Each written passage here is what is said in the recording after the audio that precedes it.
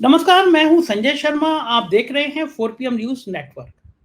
राहुल गांधी के भाषण ने आज पसीने छुड़ा दिए, मोदी जी के पसीने छुड़ा दिए। अमित शाह बेचैन परेशान थे, राजनाथ सिंह को कुछ सूझ नहीं रहा था। किसी ने सोचा नहीं था कि राहुल गांधी आज वो बैटिंग करेंगे जिसमें पूरी बीजेपी पसीने पसीने हो जाएगी। सैकड़ों हजारों करोड़ रुपए खर्च किए गए थे। आरोप है इस बात का संघ ने, कारपोरेट हाउस ने, मीडिया हाउस ने, कि किसी तरह राहुल गांधी को पप्पू साबित कर दो। लेकिन हाउस में राहुल गांधी पप्पू नहीं, पुतिन बन के सामने आ गए। दिखा दिया उन्होंने उनके भाषण क्या होते हैं। मुझे सबसे ज्यादा तरस तो स्पीकर पे आ रहा था आज। भगवान शिव की फोटो दिखाई, कैमरा स्पीकर पे हो गया। दोबारा शिव जी की फोटो दिखाई, राहुल गांधी का देखिए क्या स्पीकर साहब। जैसे ही मैं भगवान जी की फोटो दिखा रहा हूँ, कैमरा आप पर चला जा रहा है। बीजेपी को लगा ये तो हमारा हथियार था, ये भगवान शिव इनके हाथ में कैसे।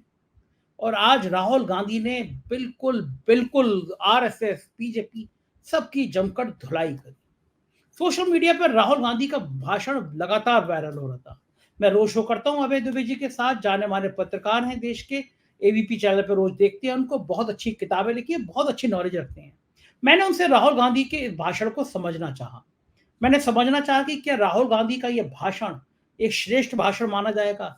क्या नेता प्रतिपक्ष के रूप में उन्होंने एक इतनी बड़ी लाइन खींच दी है जो पार करना बीजेपी को मुश्किल हो जाएगा। ऐसे तमाम सवाल हैं। चलते हैं अभय दुबे जी के पास। उससे पहले रिक्वेस्ट है, चैनल को ज्वाइन कीजिएगा, सब्सक्राइब करिएगा। चलते हैं अभय दुबे जी के पास। 4 PM न्यूज नेटवर्क में स्वागत है आपका अभय जी। हजारों करोड़ रुपए खर्च किया गया था। आरोप है संघ ने, बीजेपी ने, गोदी मीडिया ने, कारपोरेट हाउस ने। जिसको पप्पू बना रहे थे उसने तो पार्लियामेंट में पुतिन बन के साबित कर दिया। तो पहला भाषण था नेता प्रतिपक्ष के रूप में।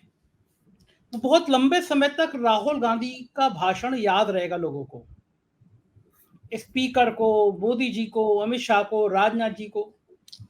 और शायद पहले कभी ऐसा नहीं हुआ कि नेता प्रतिपक्ष बोल रहा हो, प्रधानमंत्री दो दो बार खड़े हों बीच में। ये जो पूरा भाषण था, क्या ये एक नया संकेत देगा कांग्रेस को। मैं तो अजीब बात देख रहा हूं, जब सरकार बन जाती है तो सरकार के लोग खुश होते हैं, उनमें उत्साह आता है। लेकिन मैं उल्टा देख रहा हूं कि लगातार सरकार बनने के बाद में इंडिया गठबंधन के लोगों में उत्साह आ रहा है, सरकार थोड़े बैकफुट पे नजर लगातार आ रही है। और राहुल गांधी के भाषण के बाद तो आज और बैकफुट पे मामला नजर आया। इस पूरे भाषण को आप क्या मानते हैं कि राहुल गांधी से किसी को क्या उम्मीद थी कि वो इतना जोशीला भाषण दे देंगे, इतने तर्कों के साथ दे देंगे, ओम बिरला को भगवान शिव की मूर्ति दिखा के खामोश कर देंगे। पूरे भाषण को आपके संदर्भ में देखते हैं। देखिए, राहुल गांधी ने जो भाषण दिया है वो एक बेहतरीन भाषण है। और पिछले 10 साल से किसी भी विपक्षी नेता ने ऐसा भाषण कोई संसद में नहीं दिया, क्योंकि 10 साल में विपक्ष काफी कमजोर भी था। वो इतने दावेदारी के साथ में, इतने मजबूती के साथ में कोई बहुत बात कहने की स्थिति में नहीं था। आज राहुल गांधी एक मजबूती के मुकाम से बोल रहे थे। एक तरह से अभी हम लोगों ने एक T20 का विश्व कप टूर्नामेंट देखा, इसमें भारत चैंपियन हुआ। तो ये यहाँ भी 2 टीमें खेल रही थी। एक टीम इंडिया की थी और एक टीम एनडीए की थी।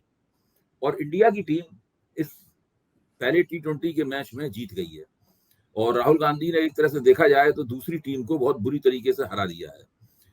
भारतीय जनता पार्टी को कोई अंदाज नहीं था कि राहुल गांधी ऐसा भाषण देंगे। वो सोच रहे थे कि वो राष्ट्रपति के अभिभाषण के ऊपर चर्चा करेंगे और उसमें ज्यादा फोकस उनका नीट के पर्चों के ऊपर होगा। लेकिन राहुल गांधी ने तो अपनी पूरी, ये बिल्कुल एक तरह से विपक्ष का जो भविष्य का एजेंडा है, उस एजेंडा को उन्होंने रेखांकित किया और भारतीय जनता पार्टी के मर्म पर प्रहार किया। वो मर्म क्या है? भारतीय जनता पार्टी का ये दावा कि वो हिंदू हितों की सम्राट वही है, केवल हिंदू हितों की रक्षक वही है। राहुल गांधी ने ये बताया कि ये जो हिंदुओं का नेतृत्व करने की देश में जो प्रतियोगिता चल रही है 90 के दशक से, उसमें अब कांग्रेस भारतीय जनता पार्टी से राष्ट्रीय पैमाने पर आगे निकल गई है। ये अब किसी एक प्रदेश में चुनाव जीतने हारने का खेल नहीं रह गया है। अब पहली बार जो नरेंद्र मोदी के लिए कहा जाता था कि देयर इज नो अल्टरनेटिव, कोई टीना फैक्टर है, तो वो टीना फैक्टर खत्म हो चुका है। राहुल गांधी नरेंद्र मोदी के विकल्प के रूप में राष्ट्रीय मंच पर उभर आए हैं और उन्होंने एक ऐसी भाषा विकसित कर ली है जिसके जरिए वो विपक्ष के जनाधारों को, अपनी पार्टी के जनाधार को बहुत जबरदस्त रूप से उसके साथ जुड़ते हैं, प्रभावित करते हैं और कनेक्ट करते हैं। उनकी भाषा खास तरह की है, उसमें अंग्रेजी का इस्तेमाल होता है, लेकिन बड़ी सरल अंग्रेजी बोलते हैं। मैंने देखा आज काफी देर अंग्रेजी बोल रहे थे, लेकिन एक ऐसी अंग्रेजी सामान्य पढ़ा लिखा व्यक्ति भी सब चीज समझ लेता है। साथ में हिंदी भी बोल रहे थे, हिंदी अंग्रेजी मिला के भी बोल रहे थे, और जिस आक्रामकता के साथ में, लेकिन जिस संयम के साथ में राहुल गांधी बोल रहे थे, वो बहुत ही मुझे बेहतरीन लगा। मुझे अच्छा लगा कि कम से कम भारतीय लोकतंत्र का जो असंतुलन था, राहुल गांधी के इस उभार से असंतुलन समाप्त हो गया है। अब पक्ष विपक्ष एक दूसरे के मुकाबले का डिस्कोर्स दे रहा है। एक तरफा जो चल रही थी, एक तरफा बल्लेबाजी और गेंदबाजी चल रही थी पिछले 10 साल से, वो खत्म हो चुकी है। और भाजपा को ये उनसे उम्मीद नहीं थी कि वो ऐसा बोलेंगे। वो तो लगातार भाजपा, राहुल गांधी अगर बोलेंगे तो उसमें 10 गलतियां होंगी, इस प्रकार की। भाजपा के एक प्रवक्ता ने कहा कि राहुल गांधी संसद में क्या बोलेंगे, जब बोलेंगे ही तो उसमें 100 गलतियां पकड़ी जाएंगी उसके अंदर। अब स्थिति यह है कि राहुल गांधी का भाषण तो सरकार की गलतियां पकड़ रहा था, और सरकार बीच बीच में उठ के सफाई दे रही थी। सफाई देने की जरूरत नहीं थी। अभी तो जवाब देने का नरेंद्र मोदी को मौका मिलेगा, भाजपा के नेताओं को मौका मिलेगा, उन्हें उस मौके का इंतजार करना चाहिए था। तो भारत के इतिहास में विपक्ष इस वक्त सर्वाधिक शक्तिशाली है, इसीलिए सत्ता पक्ष को नेता विपक्ष के भाषण में बीच में टोका टाकी करनी पड़ रही है। ये भी भारत के इतिहास में पहली बार हो रहा है कि प्रधानमंत्री कभी उठ के बोले, आपको याद है कभी? आप हुई नहीं संजय जी, आज तक ये कभी हुआ ही नहीं। प्रधानमंत्री अपनी जगह पूरा भाषण सुनते हैं, फिर जवाब देते हैं। ये प्रधानमंत्री का काम है, यही विपक्ष की परंपरा है। लेकिन उन्होंने नहीं किया ये। वो बीच बीच में उठ के बोलते रहे। दरअसल उनकी, देखिए, आजकल जो भी वो रणनीति बनाते हैं वो गलत साबित होती है। उन्होंने ये रणनीति बनाई होगी कि राहुल गांधी जैसी कुछ बोलेंगे, हम बीच में उठ के बोलेंगे इसमें। और चूंकि जो लोकसभा के अध्यक्ष हैं वो भारतीय जनता पार्टी के आदमी हैं, और देखिए, हर अध्यक्ष अपनी पार्टी से कहीं ना कहीं जुड़ा होता है, वो पार्टी के हितों की रक्षा करता है। लेकिन इतना इस तरीके से नहीं, जिस तरीके से ये करते हैं। उसका एक तरीका होता है कि जहां पर निर्णायक क्षण होते हैं वहां पर वो अपनी पार्टी का साथ देता है। लेकिन ये तो निर्णायक क्षण नहीं था, ये तो पहला सत्र था जिसमें राष्ट्रपति के अभिभाषण के ऊपर चर्चा की शुरुआत थी, और विपक्ष के नेता को उसमें मौका मिल रहा था। सत्ता पक्ष को मौका मिलता, सत्ता अपने अपने दिए हुए सब जितना समय उनके हिस्से में आता है, काफी लंबे लंबे भाषण को दे सकते थे। लेकिन उन्होंने ऐसा नहीं किया। उन्होंने नेता विरोधी दल के भाषण में टोका टोकी की, और इस तरीके से एक ऐसा इतिहास बनाया जो कि हमेशा ही संसदीय इतिहास में नकारात्मक रूप से याद किया जाएगा। अभी जी, वो सीन देखा था आपने कि वो भगवान शिव की बार बार फोटो ले रहे थे, कैमरा अचानक स्पीकर की तरफ हो जाता था, फिर राहुल गांधी ने कहा कि देखिए स्पीकर साहब, कैमरा फिर हट गया मेरी तरफ से। तो आज तो बिल्कुल स्पीकर को जो आईना दिखाया उन्होंने, वो मैंने देखा। सबसे बड़ी बात तो वो है स्पीकर की, आपके जब नरेंद्र मोदी से हाथ मिलाते हैं तो आप झुक जाते हैं, मुझसे हाथ मिलाते हैं तो आप बने रहते हैं। तो वो देखिए, ये सब लोग, इन सब लोगों को आदत नहीं है एक मजबूत विपक्ष की। गुजरात में भी नरेंद्र मोदी को आदत नहीं थी मजबूत विपक्ष की, और पिछले 10 साल से उन्हें मजबूत विपक्ष की आदत नहीं रही। तो मैंने तो एक शेर आज 2 बार टीवी के ऊपर पढ़ा कि इब्तिदाए इश्क है रोता है क्या, आगे आगे देखिए होता है क्या। ये तो शुरुआत है। अभी तो देखिए इन्हें मजबूत विपक्ष क्या होता है, और वो किस तरीके से सरकार की खाल उधेड़ता रहता है। और देखिए, मैं मानता हूं कि एक साथ इस भाषण से 2 काम हुए। पहला काम ये हुआ है कि राहुल गांधी की लोकप्रियता में सारे देश के पैमाने पर उनके इस भाषण से इजाफा होगा। मुझे तो पक्का यकीन है कि अभी अगर सर्वे कराया जाए, 1 हफ्ते बाद सर्वे कराया जाए, तो केवल इस भाषण की वजह से राहुल गांधी की लोकप्रियता में बड़ा इजाफा दिखाई पड़ेगा। और दूसरा काम यह है कि अगर ये सर्वे कराया जाए कि भाजपा सरकार नरेंद्र मोदी के खिलाफ कितनी एंटी इनकम्बेंसी है, तो आपको एंटी इनकम्बेंसी भी लोकसभा चुनाव के मुकाबले अभी 20-22 दिन के अंदर बढ़ी हुई मिलेगी, क्योंकि कोई तो काम इस सरकार ने ठीक से किया नहीं। लगातार बिल्डिंगें गिर रही हैं। जिन बिल्डिंगों का नरेंद्र मोदी ने उद्घाटन किया है, वो बिल्डिंगें गिर रही हैं। कश्मीर में आतंकवादी हिंसा हो रही है। मणिपुर धू करके जल रहा है। परीक्षाएं, जो प्रतियोगी परीक्षाएं हैं जिनमें लाखों छात्रों का भविष्य फंसा हुआ है, उन सब में पर्चे लीक हो रहे हैं। तो ये सरकार तो बहुत बुरी हालत में है, चौतरफा घिरी हुई सरकार है। अभी तो इस सरकार के खिलाफ पिछले 5 साल में जो इंफ्रास्ट्रक्चरल फैसिलिटी बनाने के नाम पर जो बड़ा भ्रष्टाचार हुआ है, अभी तो इसका मामला उठेगा बहुत जम के। ये लोग बच नहीं सकते। अच्छा, अभी जी, क्या लग रहा है कि इस भाषण के बाद विपक्ष को एक ऊर्जा मिलेगी? ये लगेगा कि हरियाणा महाराष्ट्र के चुनाव हैं, तो एक संदेश जाएगा, क्योंकि 2-3-4 महीने का टाइम बचा है। ये आज का भाषण था संजय इंडिया का। जी, मैं ये कहता हूँ कि विपक्ष तो पहले से ही ऊर्जा से भरा हुआ है, परिपूर्ण है। विपक्ष के पास ऊर्जा की कोई कमी नहीं है। ऊर्जा की खोज तो भारतीय जनता पार्टी कर रही है। भारतीय जनता पार्टी ऊपर से कितना भी वो लोग दावेदारियां करते रहे और छाती ठोकते रहे, लेकिन अंदर से तो भारतीय जनता पार्टी की हालत बहुत खस्ता है। हर प्रदेश में जहां इनकी सीटें कम हुई हैं वहां पर गृहयुद्ध छिड़ा हुआ है। हमारे साथ गद्दारी हुई, गद्दारी किसने की भाई? इसका मतलब गद्दार आपके पार्टी के अंदर ही छिपे हुए हैं। एक ऐसी पार्टी जिसमें जगह जगह स्वर उठ रहे होंगे हमारे साथ गद्दारी हुई, उस पार्टी की वास्तव में इसका मतलब पार्टी की एकता भी खतरे में है। पार्टी के भीतर सिर्फ फुटबॉल जारी है। तो विपक्ष के पास ऊर्जा की कोई कमी नहीं है। विपक्ष दरअसल हर प्रदेश में जहां पर चुनाव होना है वहां पर अपनी रणनीति के बारे में सोच समझ रहा है। एक दूसरे को कुछ काटने वाले बयान वगैरह भी आ जाते हैं, लेकिन इसके बावजूद भी वो हर जगह सिक्का बंद रणनीति की खोज कर रहा है। अब ऐसे महाराष्ट्र को देखिए। अब महाराष्ट्र में जैसे ही ये कहा गया कि साहब उद्धव ठाकरे के नेतृत्व में चुनाव होंगे, तो शरद पवार ने कहा कि नहीं, हम किसी चेहरे पर चुनाव नहीं लड़ेंगे, महाविकास अघाड़ी जो है मिलकर चुनाव लड़ेगा, किसी चेहरे पर चुनाव। लेकिन शरद पवार के इस बयान के बाद किसी ने उनका खंडन नहीं किया। तो ऐसा नहीं है कि उद्धव ठाकरे और उनके लोग चीख के कहने लगे हो नहीं उद्धव ठाकरे के नाम पर चुनाव, क्योंकि वो लोग जानते हैं कि शरद पवार का भी स्वार्थ ये है कि महाविकास गठबंधन जो है, जो महाविकास अघाड़ी जो है वो चुनाव जीते और महायुति चुनाव हारे। तो एक तरह से उन्होंने वहां की रणनीति तय कर दी है। और अब देखिए हरियाणा में क्या होता है। हरियाणा में तो कांग्रेस ही मुख्य ताकत है, जो कि और कोई तो है ही नहीं कांग्रेस के लिए। वहां कोई गठजोड़ तो है नहीं। वहां देखना पड़ेगा कि बीजेपी की रणनीति क्या है। क्या बीजेपी किसी जाट नेता के साथ, प्रेफरेबली दुष्यंत चौटाला, किसी जाट नेता के साथ बीजेपी क्या वो गठजोड़ करेगी कि नहीं करेगी, या अकेले चुनाव लड़ेगी? अब जैसे कि इन्होंने कह दिया है अमित शाह ने कि हरियाणा में भारतीय जनता पार्टी अकेले चुनाव लड़ेगी। राष्ट्रीय स्वयंसेवक संघ का दबाव यह है कि भाई किसी जाट नेता से गठजोड़ कर लो, वरना जाटों को कोई वोट नहीं मिलेंगे। सही बात है। अच्छा, अब भाजपा को क्या लगता है? भाजपा को क्या लगता है कि अगर जाटों से, किसी जाट नेता से गठजोड़ करके चुनाव लड़े तो जो जाट गैर जाट करते हैं वो ठीक से नहीं कर पाएंगे। तो बात ये आ गई, आप खुद ही एक जाट पार्टी से गठजोड़ कर रहे हैं।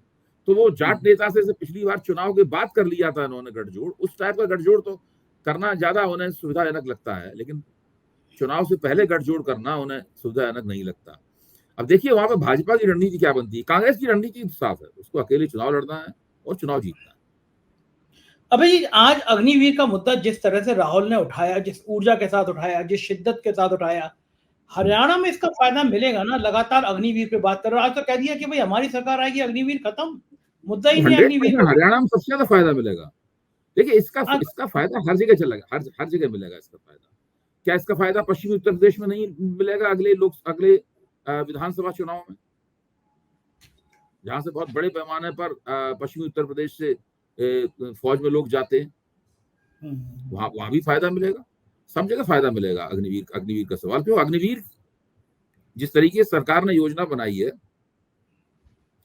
उसके पीछे बहुत अहंकार था कि हमारे पास तो बहुमत है, हमारा कुछ बिगाड़ नहीं सकता। लगातार झूठ बोलते थे।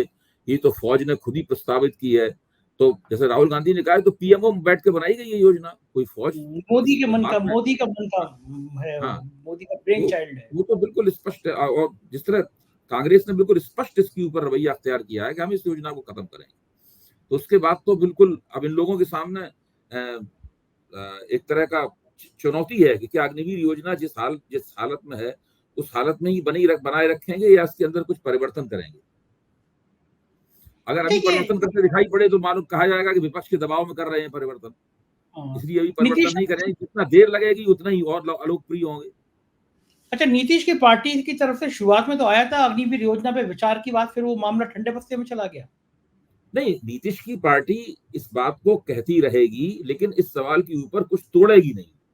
उस वक्त तक नहीं तोड़ेगी जब तक नीतीश कुमार को ये ना लगे कि उनकी टांग भाजपा खींच लेना चाहती है, उनके नीचे का कालीन खींच लेना चाहती है। उस वक्त तक नीतीश की पार्टी कुछ नहीं कहेगी। जिस दिन ऐसा लगेगा कि भाजपा उनको गिराना चाहती है, वैसे ये सारी बातें वो जोर जोर से बोलना शुरू कर देंगे। एक बात तो बताइए, बात समझ में नहीं आई। आज जो भगवान शिव का फोटो बार बार दिखाया राहुल गांधी ने, वो क्या स्ट्रेटेजी थी, वो क्या रणनीति थी कि बार बार भगवान शिव का फोटो दिखा रहे हैं? देखिए, राहुल, मैं कहा ना शुरू में, राहुल गांधी ने भारतीय जनता पार्टी के मर्म पर प्रहार किया है। उनका जो हिंदू हृदय सम्राट होने का दावा है भारतीय जनता पार्टी का, उसको उन्होंने शिव की तस्वीर दिखाकर उन्होंने तोड़ा है। और शिव की जो अभय मुद्रा है उसको उन्होंने कांग्रेस के चुनाव चिन्ह से जोड़ दिया।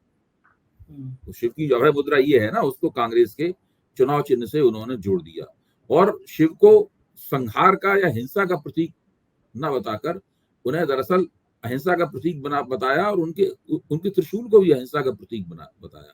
अब भारतीय जनता पार्टी इसमें स्पिन ये दे रही है कि भाई आपने सारे हिंदुओं को हिंसक कहा, तो इस बात पे तो भारतीय जनता पार्टी जो स्पिन चाहे दे ले, लेकिन इस बात पे तो बाहर कोई भी आदमी होगा हंसेगा कि कोई व्यक्ति सारे हिंदुओं को हिंसक क्यों कहेगा। तो एक संदर्भ में बोल रहे, तो संदर्भ उनका स्पष्ट था कि वो भारतीय जनता पार्टी राष्ट्रीय स्वयंसेवक संघ की शक्तियों को हिंसा का प्रतीक बता रहे थे। जो लोग हिंदू दिन रात करते रहते हैं, लेकिन दरअसल उनका विश्वास हिंसा में है। आज के भाषण से हिला तो संघ भी होगा, संघ को भी उम्मीद नहीं थी कि राहुल गांधी, क्योंकि संघ भी गांधी परिवार पर लगातार हमला करता रहा है। तो इसमें थोड़ा सा बारीकी से हम लोगों को देखने की जरूरत है। मैं जब एबीपी चैनल के ऊपर चर्चा कर रहा था, उस वक्त अपने आप को राष्ट्रीय स्वयंसेवक संघ से जुड़ा बताने वाले एक पत्रकार भी वहां पर थे। आप उनकी बात पे गौर कीजिए। उन्होंने राहुल गांधी की आलोचना की, लेकिन उस तरह नहीं, इस तरीके से भाजपा के प्रवक्ता आलोचना कर रहे थे। उनका कहना यह था कि राहुल गांधी की जो राजनीति है, उस राजनीति को उनका भाषण पूरी तरीके से सपोर्ट करता है, उस राजनीति को आगे बढ़ाता है, उस राजनीति को 100% मजबूत करता है। और उन्होंने उस लिहाज से राहुल गांधी को 10 में 10 नंबर दिए। तो राष्ट्रीय स्वयंसेवक संघ कोई इस वक्त भाजपा से हर बात पे उनके साथ चूल पे चूल भिड़ा के काम करने के लिए तैयार नहीं है। ये जो दोनों के बीच में अंतर्विरोध है, इस अंतर्विरोध पे हम लोगों को लगातार, मैं ना फौरन कहा नहीं, मैं आपका बिल्कुल समर्थन करता हूँ, आपने जो कहा मैं आपके साथ हूँ।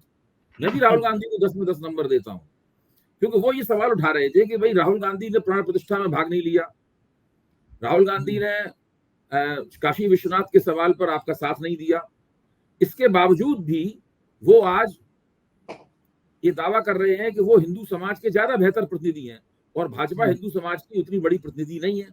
ये कुछ सवाल है, इसके ऊपर गौर करना चाहिए, ये उन्होंने कहा। उन्होंने ये नहीं कहा कि राहुल गांधी झूठ बोल रहे हैं, गलत कर रहे हैं। उन्होंने कहा ये कुछ सवाल है, इसके ऊपर गौर करना चाहिए। इससे आप समझिए कि राष्ट्रीय स्वयंसेवक संघ मौजूदा नरेंद्र मोदी के निजाम और भारतीय जनता पार्टी को कोई पूरी तरह 100% समर्थन देने को तैयार नहीं है। वो विरोध भी नहीं करेंगे उनका, लेकिन वो थोड़ा कटाक्ष करते रहेंगे, थोड़ा सा नुक्का मारते रहेंगे उनको, और ये चेतावनी देते रहेंगे कि हम लोग कभी भी आपका मिजाज दुरुस्त कर सकते हैं। ये जो लोग कांग्रेस के लोग छोड़ के चले गए थे, राहुल गांधी को बच्चा कह रहे थे, राहुल गांधी को मैच्योर नहीं कह रहे थे, उनको कैसा लग रहा होगा आज राहुल गांधी के ये तेवर देखकर? नहीं, वो तो चुपचाप अकेले में अफसोस कर रहे होंगे और जुगाड़ बढ़ा रहे होंगे किस तरीके से कांग्रेस में वापसी ली जाए। और उसमें से जो थोड़ा सा बुद्धिमान व्यक्ति होगा वो अपने कुछ हाथ पैर जोड़ के भैया दद्दा करके आ भी जाएगा वापस। ये जो भगदड़ जी काम छोटे कार्यकर्ताओं की तरफ से पहले शुरू होता है। छोटे लेवल के कार्यकर्ता होते हैं, उनको वापसी करने में, भैया दद्दा करने में कोई दिक्कत नहीं होती, फिर लाइन लग जाती है, उनको देखा देखी बड़े लोग भी आ जाते हैं, माहौल बन जाता है ना, उससे माहौल वो बनाते हैं। सभी लोग कह रहे हैं कि असली माहौल लोकसभा चुनाव के बाद तो तब पता चलेगा जब हरियाणा के और महाराष्ट्र के नतीजे आ जाएंगे। भारतीय जनता पार्टी कितने पानी में है ये तभी पता चल जाएगा जब नतीजे आ जाएंगे। देखिए, झारखंड का चुनाव भी भाजपा हारेगी। झारखंड में भारतीय जनता पार्टी सारी आदिवासी सीटें हार गई है। यहां तक कि भाजपा के जो मुख्यमंत्री पद के उम्मीदवार थे अर्जुन मुंडा, वो भी चुनाव हार गए हैं। तो अब वहां हेमंत सोरेन छूट भी गए हैं काफी। उन्होंने सब, जैसे वो सीधू और कानू के उस पे गए, यहाँ प्रतिमाएं लगी हुई हैं, जो आदिवासी विद्रोही थे, उन लोगों ने विद्रोह का नेतृत्व किया था, उसको हूल विद्रोह कहते हैं। उनका कहना था कि भाजपा के खिलाफ एक नए हूल का आह्वान करना चाहिए। तो ये इनके लिए काफी मुश्किलें होने जा रही हैं। इन्हें ये पता नहीं है, ये 20 दिन में जिस तरह से इन लोगों ने अपना काम किया है, भाजपा वालों ने, उससे मुझे अंदाज लग गया है कि इनको अभी अपनी मुश्किलों का पूर्वानुमान नहीं हो पाया है। अभी तक अच्छा। यही दिखाने में लगे हुए हैं कि हम हारे नहीं है, हम जीत गए। पहली बात तो ये झूठ बोल रहे हैं, हम हारे नहीं है, हम जीत गए हैं। पहली बात तो ये झूठ बोल रहे हैं। दूसरी समस्या इनकी ये है कि वो ये दिखाने में लगे हुए हैं कि हम जैसे पहले सरकार चला रहे थे वैसी सरकार चलाएंगे, इसमें कोई फर्क नहीं पड़ेगा। लेकिन आज राहुल गांधी ने दिखा दिया है कि आप कितना भी झूठ बोलते रहे, कितना भी दावे करते रहे, क्योंकि परिस्थिति बदल गई है, इसलिए संभव नहीं है ये। भाई जब 2014 के बाद में कहाँ इस तरह का सीन दिखाई पड़ा था संसद में, 2019 के बाद कहाँ इस तरह का सीन दिखाई पड़ा था संसद में। आज देखिए आज क्या स्थिति है। और ठीक बात है, मैंने भाषण नहीं सुने उनके कि इनसे पहले जो ए राजा बोले थे और महुआ मोइत्रा बोली थी, वो भी दरअसल इसी लाइन में, जो राहुल गांधी ने लाइन बनाई है उसी लाइन में वो लोग बोले। और राहुल गांधी ने जो बहुत सी बातें कही हैं उनका उन्होंने उसी तरह विस्तार किया है। अब आप देखिए ये इंडिया गठबंधन के दो बहुत बड़े वो हैं। इंडिया गठबंधन ने किस तरीके से वहां कंडक्ट किया अपने आप को। एक टीएमसी की नेता बोली, वो नेता बोली, इसको इन लोगों ने इनकी सरसता छीन ली थी इन्होंने, वो बोली। और ए राजा बोले जो द्रविड़ मुनेत्र कड़गम के हैं, जिनकी वो आरोप लगाया गया था कि इन्होंने सनातन का अपमान किया, इस तरह की बात बोल रहे थे। तो भाजपा जो बोल रही है वो सब पुराना राग है। सनातन को डेंगू कहा, ये कहा, वो कहा, जबकि देश की जनता ने बता दिया है कि वो इसके आधार पर वोट नहीं देती। आप कुछ भी बोलते रहिए। ठीक है। और एक सदन में एक और प्रॉब्लम आने वाली है कि डिप्टी स्पीकर की मांग को लेकर अवधेश प्रसाद का नाम आगे किया गया है, ऐसी चर्चा है। ममता बनर्जी की तरफ से भी संकेत है। अवधेश प्रसाद का नाम, अवधेश प्रसाद की शक्ल बीजेपी को मिर्ची लगाती है। राहुल गांधी ने भी आज कहा कि भगवान राम ने संदेशा बगल में बैठाए हुए थे, उनको बगल में बैठाए हुए थे। तो अवधेश प्रसाद तो समाजवादी पार्टी ऐसे एमपी हो गए हैं, ऐसे एमपी हो गए हैं जिनके चेहरे देख देख के मोदी जी को गुस्सा आता होगा। मोदी जी को लगता होगा बस चले तो अवधेश प्रसाद का। ये लोग अवधेश प्रसाद के बारे में कुछ बोल नहीं सकते, वो दलित हैं। वो दलित है, पासी वोट है, पासी बीजेपी को बहुत जाता था अब तक। हाँ, वो सब चला गया बीजेपी से। अगर उन्होंने अवधेश प्रसाद के खिलाफ कुछ भी बोल बाल दिया ना, मतलब जो है, तो वो कम से कम उन्हें बहुत मुद्दतों तक पासी वोट नहीं मिलेगा। हाँ, पहले तो शुरुआत में गाली दी थी अयोध्या के लोगों को, लेकिन अब तो पासी डिप्टी स्पीकर के पद पर भी नाम बड़ा अवधेश पासी का और विरोध किया गया, तो वही तो मैसेज जाएगा कि एक दलित को आप डिप्टी स्पीकर नहीं बनाने देना चाहते। नहीं, ये लोग बहुत भाजपा, मैं यही कह रहा हूं कि भाजपा वाले ये पूर्वानुमान लगाने में असमर्थ हैं कि उनकी समस्याएं दरअसल हैं क्या, और वो इस नई परिस्थिति से कैसे निपटे। इनके पास कोई रणनीति नहीं है। नरेंद्र मोदी लगता है कि ये वन डायमेंशनल है। नरेंद्र मोदी जो है वो एक ही तरह से राजनीति करना जानते हैं। बाकी और राजनीति करने में क्या करना चाहिए ये सब इन्हें नहीं पता है।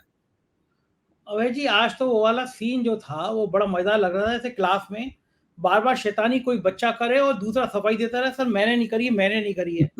राहुल गांधी आज माइक को लेकर जिस तरह मजाक, मतलब जिस तरह कह रहे थे कि मेरा फिर माइक बंद हो गया, क्या आप कर देते हैं। ओम बिरला इतना घबराए हुए मुझे तो सबसे ज्यादा वो मजा आया कि भाई हमारे प्रधानमंत्री तो परमात्मा के साथ सीधे बातचीत करते हैं, खटाखट बातचीत करते हैं। नहीं, हमारे प्रधानमंत्री तो परमात्मा से सीधे बातचीत करते हैं। वो तो इमोर्टल है, हम लोग तो मोर्टल्स हैं, हम लोग पैदा हुए हैं, हम लोग मरेंगे भी। वो बायोलॉजिकल है ही नहीं वो। हाँ, हम लोग तो बायोलॉजिकल है भाई, वो तो बायोलॉजिकल ही नहीं है। अब ये नरेंद्र मोदी को ऐसा लग रहा है भिगो के मार रहा हो कोई आज ना। और ओम बिरला जी भी कि मैं बड़े लोगों का सम्मान करता हूँ, झुक जाता हूँ, पैर भी छूता हूँ, मतलब तो अच्छा रहा ना कि मोदी जी के पैर आपने कभी सुना है। देखिए, हालांकि मिली भगत थी। अमित शाह ऐसा व्यक्ति कह रहा था पीठासीन अधिकारी से कि आप हमारी रक्षा कीजिए, हमारे ऊपर आक्रमण हो रहा है। हाँ, ये वो भी अमित शाह कह रहे थे, कोई और कहता अमित शाह कह रहे थे, आप हमारी रक्षा कीजिए, हमारे ऊपर आक्रमण हो रहा है। ये क्यों ऐसा आज दहशत सा माहौल कर दिया। मतलब राहुल गांधी के छक्के से पूरी बीजेपी को उम्मीद नहीं थी ना कि ऐसा होगा। देखिए, तभी तो मैं कह रहा हूँ इब्तिदाई इश्क है, अभी से क्यों रोने लगे। अभी तो बहुत मार पड़ने वाली है भाई। अभी तो देखिए, इन लोगों ने पिछले 2019 से लेके और 2024 तक 5 साल सरकार चलाने में जो भ्रष्टाचार किया है, वो सब भ्रष्टाचार करोड़ों अरबों रुपए का, वो सब सामने आएगा सीधे। हर एक के ऊपर बहुत चक्कर फंसेंगे। इनकी राज्यों की सरकार ने भी किया। मैंने आज सुबह ट्वीट किया, सैमसंग कंपनी है, उसके जीएसटी करोड़ों सैकड़ों करोड़ की मांग। सैकड़ों करोड़ के उसकी जीएसटी माफ कर दी, लंबा खेल करोड़ों का। तो जो राज्यों की सरकार है, उत्तर प्रदेश सरकार में भी सैमसंग की कंपनी का करोड़ों का भ्रष्टाचार का मामला सामने आया है। ऐसे तमाम जगह आ रहे हैं जो हर जगह ठेकेदार गुजरात का निकल रहा है। अयोध्या में भी, अयोध्या में सड़कें टूटी, ठेकेदार गुजरात का। तो वो अब अगर पेपर ये जो उत्तर प्रदेश में पेपर ले हुए वो भी तो जो एडू कंपनी कंपनी है वो भी गुजरात की है, गुजरात की, जिसको योगी मतलब जी ने डिलिस्ट कर दिया है। कमाल हो गया है अभय जी। कोई बड़ा ठेका हो, ठेकेदार गुजरात का। मतलब यूपी, बिहार में कहीं कोई ठेकेदार बचा ही नहीं है। मैं तो कई बार मजे में कहता हूँ कि भैया घंटा बजाएगा यूपी बिहार का भाई और माल कमाएगा गुजराती भाई। मतलब ये पूरा देश गुजरातियों को ठेके पे दे दिया है। पूरा देश गुजराती उठे हुए। देखिए बड़ा रिएक्शन है इसका पब्लिक में, मतलब रिएक्ट कर रहे हैं लोग कि यार ये क्या बात होती है। काम हमारे क्या है कि बीजेपी वाले ही देखते हैं कि भाई हमें सड़क पर कोई गाली दे नहीं रहा। हाँ, अच्छा, जो रेटिंग एजेंसियां वाले कहते हैं कोई एंटी इनकम्बेंसी नहीं है। टीवी पे कोई गाली दे नहीं रहा, टीवी पे तारीफ करते रहते हैं गोदी मीडिया के चैनल। वो अब गित्तकर वाले टीवी पे हम और आप जैसे लोग हैं वो तो आलोचना वगैरह करते हैं, तो अब इनको लगता है कि हमारे कोई खिलाफ नहीं है, लेकिन लोगों के मन में जो विरोध भरा हुआ है। अब आप समझते हैं कि जो नीट में जो बच्चे फंसे हुए हैं 24 लाख बच्चे, वो क्या सरकार से प्रसन्न होंगे? क्या उनके परिवार जो होते हैं वो 1.25 करोड़ लोग जो हैं, इनके 24 लाख मोटे तौर पे आप देखें तो क्या वो सरकार से प्रसन्न होंगे? वो जो अखिलेश जी ने उत्तर प्रदेश में कहा था ना कि भाई ये जो पर्चा लीक हुआ है पुलिस भर्ती वाला, इसमें कितना लोग परिवार परिजन उसके जुड़े हुए हैं, ये सब जगह बात लागू होती है। और देखिए जो पुलिस कांस्टेबल की नौकरी करने जाते हैं वो समाज के ऐसे तबके के होते हैं जिनको आप बहुत खुशहाल और संपन्न तबका नहीं कह सकते, लेकिन जो डॉक्टरी की परीक्षा कर पढ़ रहे हैं वो तो खुशहाल मध्य वर्ग से लेकर उच्च मध्य वर्ग तक के लोग होते हैं। वो डॉक्टरी की परीक्षा, इंजीनियरिंग की परीक्षा दे रहे हैं, डॉक्टरी की परीक्षा दे रहे हैं वो लोग, तो वो लोग स्वाभाविक रूप से भाजपा के समर्थक होते हैं।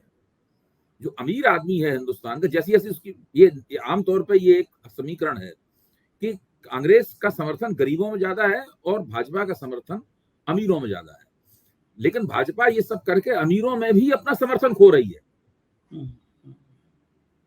आप देखिए कि टीम इंडिया जीती T20 का, प्रधानमंत्री जी आ गए, उन्होंने ट्विटर पे लंबा चौड़ा भाषण दे दिया अपना, लोग बधाई दे दी। मतलब टीम इंडिया के जीत में तो आप आ सकते हैं, लेकिन नीट के बच्चे, लाखों बच्चे, करोड़ों परिवार लगातार सड़कों पे आंदोलन कर रहे हैं। नीट पे एक शब्द नहीं बोल रहे प्रधानमंत्री, कितना खराब है। मणिपुर पे नहीं बोलेंगे, नीट पे नहीं बोलेंगे, देश की कोई जन समस्या हो बिल्कुल मौनी बाबा हो गए।